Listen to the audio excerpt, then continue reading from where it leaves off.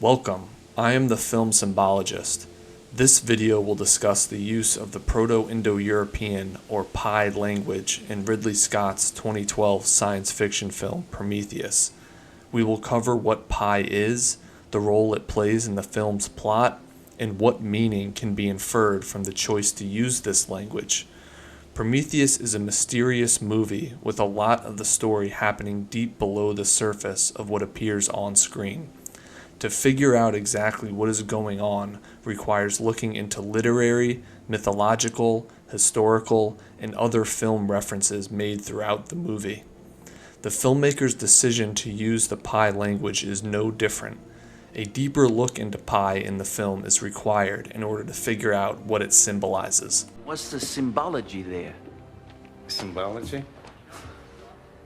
I'm sure the word you were looking for was symbolism. What is the symbolism there? Let me explain it to you.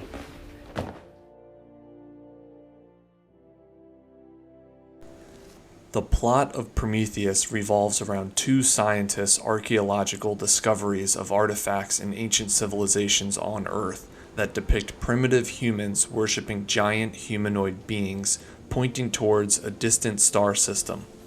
The scientists, named Shaw and Holloway, believe these giant beings are mankind's creators, and they interpret the artifacts as star maps and invitations to visit the star system and have humanity's existential questions answered. The scientists theorize that the engineers not only created humanity, but also fostered our development, including the proliferation of spoken and written language among ancient cultures. Shaw and Holloway propose that communication with the engineers may be possible by reconstructing dozens of dead languages, including Proto-Indo-European, to find a common source language. This source language is what David is learning to speak in the opening sequence on the Prometheus ship. The film's plot is inspired by the ancient astronaut or ancient aliens theory, which posits that human development on Earth was aided and guided by advanced alien visitors who gifted ancient human civilizations things like technology, tools, and knowledge. While the idea that lanky, big-eyed, green aliens periodically visited Earth to advance human development is pseudoscience, the ideas that life may not have originated on Earth and that human development was aided by more than evolution through natural selection are openly debated in mainstream science. Although panspermia and Richard Dawkins' genetic meme are not ancient aliens, they do open the door for creative theories about the origins of mankind, our purpose, and the nature of our existence. The ideas that Prometheus is playing with are not as far-fetched as one might first assume. Within the logic of the film, it can be reasoned that the engineers depicted in the artifacts are genetic memes, which have taken on a humanoid form for the purpose of the movie. The audience can assume that the engineer visitors have played some role in mankind's development, including our art, culture, and language. In the world of the film, the appearance of the engineers may have inspired ancient Greek art and sculpture. The teachings of the engineer visitors may have informed our religious traditions, and the engineers may have imparted their language on us, which developed into today's plethora of languages as our ancestors migrated around the face of the globe. Proto-Indo-European, or PIE, is the theorized common ancestor of the Indo-European language family.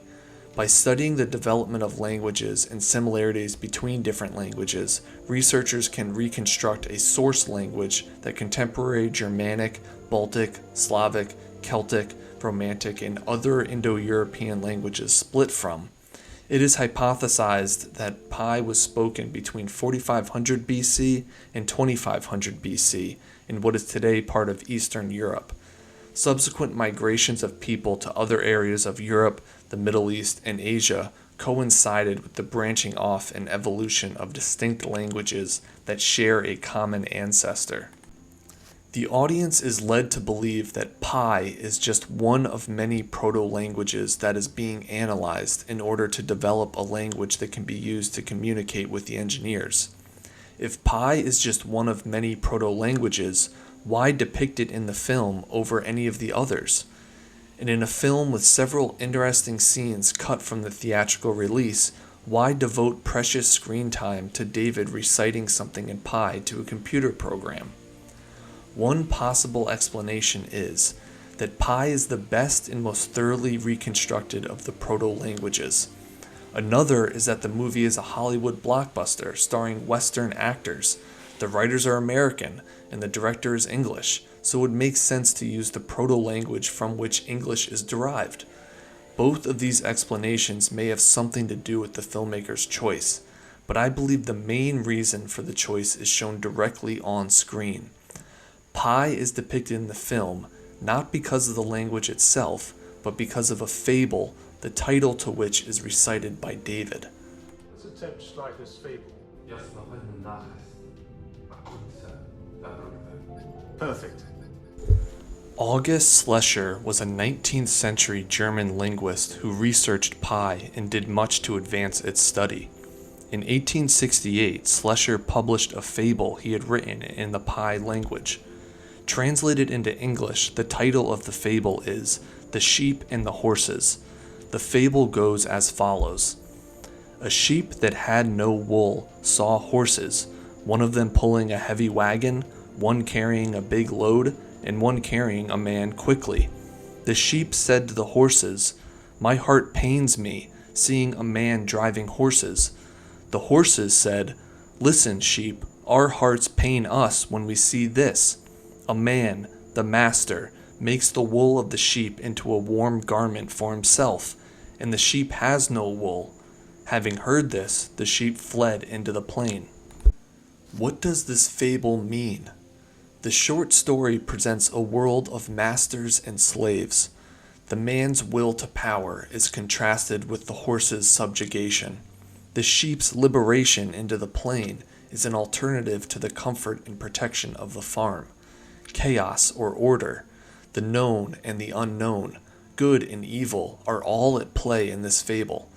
From the sheep's perspective, is the horse acting as a prophetic savior or a demonic tempter when it opens the sheep's eyes to its predicament? Do we know if the man is a just ruler over his farm and his animals, or if he is a corrupt tyrant unworthy of his animal subjects? Is the plain into which the sheep flees a liberating utopia, or a chaotic wilderness where the sheep will be exposed to starvation or predators like wolves? What can we infer from the fact that the horse doesn't lead or join the sheep into the plain? Is it necessarily a bad thing for the sheep to flee into the plain? Yes, it will mean the sheep is exposed to danger and will lack the protection of the man and his farm, but must the sheep be kept for its wool, or can it aspire to be tended to for a higher purpose? Is the risk of death out in the plain worth the freedom from exploitation in the stables of the farm? Where is the sheep more likely to find a good and loving community of fellow sheep to dwell among for eternity? What are the implications of Schlescher's fable for the film Prometheus? Each of the characters are beholden to something, tempted in some way, and end up fleeing into the unknown as a result. Fifield's actions are driven by a desire for money. Shaw and Holloway are slaves to their quest for answers to existential questions. Wayland is compelled by a search for a cure to mortality. David, in a more direct way, is controlled by Wayland and the rest of the Prometheus ship's crew, and his incredible abilities are harvested by humans for their own ends and purposes. David, meanwhile, seems to be the only one among the crew who can understand the engineers' writing and spoken language. He appears impressed by the engineers, certainly for their technological and biological advancements, but I think he is interested in them for another reason as well. The engineers on LV-223 seem to be on their own to do as they please.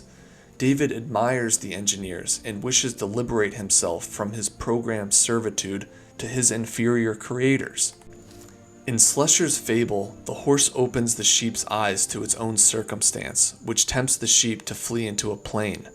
For Shaw and Holloway, their yearning for knowledge drives them into caves and tombs in search of answers. The ancient artifacts they find serve as a temptation to leave Earth and expand their adventure out into space, where, as they quickly learn, danger awaits. Wayland flees Earth to terraform Mars, where his holographic presentation is recorded. The aging titan of industry secretly joins the Prometheus expedition to LV-223 in an attempt to extend his life. And what about the engineers? Is LV-223 their homeworld? Or is the moon a Mars-like outpost that was being terraformed by the engineers because they had to leave their former paradise, which is located elsewhere? Is death the inevitable outcome of trading the comfort and familiarity of one's home for an odyssey into the unknown? That certainly seems to be the experience of every character in Prometheus, except, of course, for Shaw and David. At the end of the film, as she and the android embark on a new journey to another world, the audience is left wondering whether they are headed towards Shaw's salvation or David's liberation in another catastrophe. This video is part of an ongoing series exploring symbolism in Prometheus. Check out my channel to see previous videos in the series and stay tuned for future additions to the series. In the next video, I hope to delve deeper into the character of David, his motivations, his role in the story, and his relationship with Wayland. There are many mysteries in the film Prometheus that have yet to be revealed. If you enjoy this content and would like to see more, give the video a like, post a comment, and subscribe to the channel. Thank you from the Film Symbologist.